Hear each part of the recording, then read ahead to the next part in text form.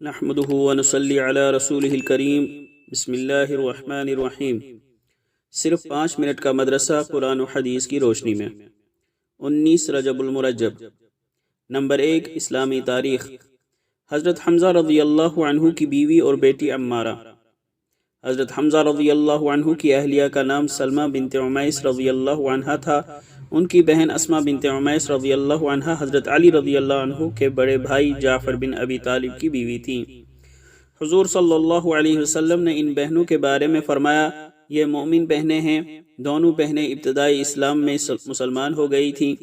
حضرت اسماء اپنے شوہر حضرت جعفر رضی اللہ عنہ کے ساتھ حبشہ ہجرت کر گئی تھی، لیکن حضرت سلمہ رضی اللہ عنہ مکہ میں اپنے شوہر حضرت حمزہ کے ساتھ رہیں۔ ان سے ایک بیٹی حضرت عمارہ بنت حمزہ پیدا ہوئی۔ جنگ احد میں جب حضرت حمزہ رضی اللہ عنہ کی شہادت ہوئی اور مسلمان مدینہ لوٹے تو کمسن عمارہ اپنے والد حضرت حمزہ سے ملنے دوڑتی ہوئی آئی۔ جو سامنے آتا اس سے پوچھتی، میرے ابو کہاں ہیں؟ صحابہ رضی اللہ عنہ حضرت حمزہ رضی اللہ عنہ کی دردناک شہادت کو یاد کر کے رو پڑے، جواب نہ دے پاتے، یہاں تک کہ حضرت علی رضی اللہ عنہ سامنے آ گئے۔ عمارہ رضی اللہ عنہ نے کہا، بھائی جان ابو کہاں ہیں؟ حضرت علی رضی اللہ عنہ نے عمارہ رضی اللہ عنہ کو گود میں اٹھا لیا۔ تمام صحابہ اس بچی کے یتیم ہونے پر رونے لگے۔ چنانچہ حضرت حسان رضی اللہ عنہ نے چند اشعار سنا کر بچی کو تسلی دی۔ نمبر 2، اللہ کی قدرت۔ انسان کی بناوٹ۔ اللہ تعالیٰ نے انسان کو بہترین اور خوبصورت انداز میں ڈھال کر ہر ایک عضو کو مخصوص انداز میں فٹ کر کے کسی نہ کسی خوبی کا حامل بنایا۔ آنکھوں میں دیکھنے کی صلاحیت تو کانوں میں سننے کی قوت، جہاں ہاتھوں میں کھانے پینے اور پکڑنے کی طاقت وہیں پاؤں میں چلنے کی قوت اور دل و دماغ میں سوچنے کی صلاحیت، یہاں تک کہ معدے کو غذا ہضم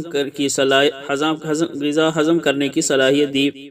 یقیناً یہ اللہ تعالیٰ کی قدرت کی نشانی ہے۔ نمبر 3، ایک فرض کے بارے میں تواضع اختیار کرنا۔ اللہ تعالیٰ کا ارشاد ہے، اور جو مومن تمہارے پیچھے چلیں ان کے لیے انکساری کے ساتھ اپنی شفقت کا بازو جھکاؤ۔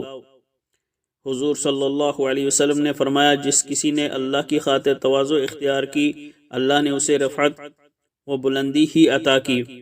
نوٹ: تواضع تکبر کی ضد ہے۔ تواضع کے معنی ہے کہ خود کو دوسرے مسلمانوں سے کم درجہ والا سمجھنا، کسی کی تحقیر نہ کرنا۔ نمبر 4، ایک سنت کے بارے میں بائیں ہاتھ سے استنجا کرنا۔ رسول اللہ صلی اللہ علیہ وسلم نے ارشاد فرمایا، جب تم میں سے کوئی پیشاب کرے تو اپنی شرمگاہ کو دائیں ہاتھ سے نہ چھوئے، نہ دائیں ہاتھ سے پاکی حاصل کرے، نہ برتن میں سانس لے۔ نمبر 5، ایک اہم عمل کی فضیلت۔ نماز فجر و مغرب کے بعد دعا پڑھنا۔ رسول اللہ صلی اللہ علیہ وسلم نے فرمایا، جب تم مغرب کی نماز سے فارغ ہو جاؤ تو یہ دعا 7 مرتبہ پڑھ لو، اللہم اجرنی من النار۔ پھر تم اسی رات میں مر گئے تو جہنم سے خلاصی لکھ دی جائے گی۔ اور جب تم فجر کی نماز سے فارغ ہو جاؤ تو اسی طرح پڑھ لو، اگر تم اس دن میں مر گئے تو جہنم سے خلاصی لکھ دی جائے گی۔ نمبر 6، ایک گناہ کے بارے میں کسی کے پیغام نکاح پر پیغام نکاح دینا۔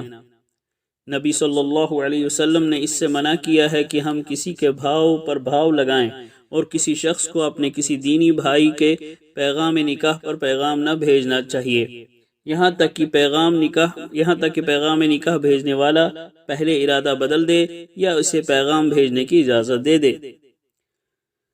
نمبر 7، دنیا کے بارے میں دنیا اور آخرت کا مزہ۔ جب حضرت ابو مالک اشعری رضی اللہ عنہ کی وفات کا وقت قریب آیا تو فرمایا، اے لوگو، تم دوسروں کو یہ بات پہنچا دینا کہ میں نے رسول اللہ صلی اللہ علیہ وسلم کو یہ فرماتے ہوئے سنا کہ دنیا کی مٹھاس آخرت کی کڑواہٹ ہے اور دنیا کی کڑواہٹ آخرت کی مٹھاس ہے۔ نمبر 8، آخرت کے بارے میں اعمال کو تولا جائے گا۔ قرآن میں اللہ تعالیٰ فرماتا ہے، اس دن اعمال کا وزن برحق ہوگا، پھر جن کا پلہ بھاری ہوگا تو وہ لوگ کامیاب ہوں گے، اور جن کا پلہ وزن میں ہلکا ہوگا تو ایسے لوگوں نے اپنے آپ کو نقصان میں ڈالا ہوگا، اس لیے کہ وہ ہماری آیتوں کے ساتھ ناانصافی کرتے تھے۔ طب نبوی سے علاج، تمام مصیبتوں سے حفاظت کی دعا۔ رسول اکرم صلی اللہ علیہ وسلم نے فرمایا سبحان اللہ وبحمدہ لا حول ولا قوة الا باللہ ما شاء اللہ کان وما لم یشاء لم یکن اعلم ان اللہ علی کل شیء قدیر۔ جو شخص ان کلمات کو صبح کے وقت کہتا ہے شام تک ہر بلا سے محفوظ رہتا ہے، اور جو شام کو کہتا ہے صبح تک محفوظ رہتا ہے۔ نمبر 10 قرآن کی نصیحت، صدقے کو ضائع مت کرو۔ قرآن میں اللہ تعالیٰ فرماتا ہے اے ایمان والو اپنے صدقات کو احسان جتا کر اور تکلیف پہنچا کر ضائع مت کرو۔ اللہ تعالیٰ عمل کرنے کی توفیق عطا فرمائے۔ وآخر دعوانا ان الحمد للہ رب العالمین۔